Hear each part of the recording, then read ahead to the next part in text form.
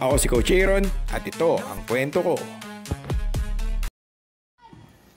Ayun, magandang araw mga tropa. So this is Coach Aaron para magbigay naman isang kalaman sa basketball. And ang bibigay ko ngayon yung basic triangle offense. So for beginners to bashi. Okay.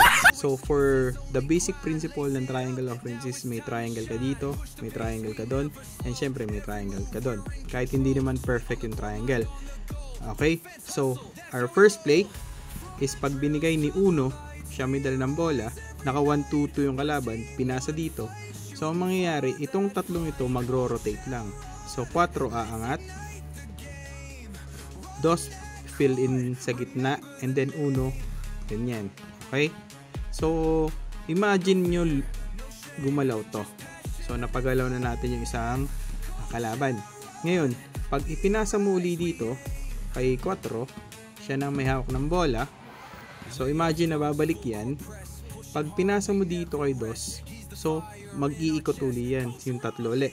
So 2 mapunta doon, 3 mapunta dito, at 4 mapunta dyan. So ang basic principle, may tao lagi doon. Now, once na binigyan ng bola, ito si Uno, so automatic aangat yan. Okay, kung hindi bababa si Uno ng kalaban, kung hindi mag-fill ito, automatic papasa mo na yan dito. Siya na ang titira. Okay? Basic principle. Isang ikot, yun lang.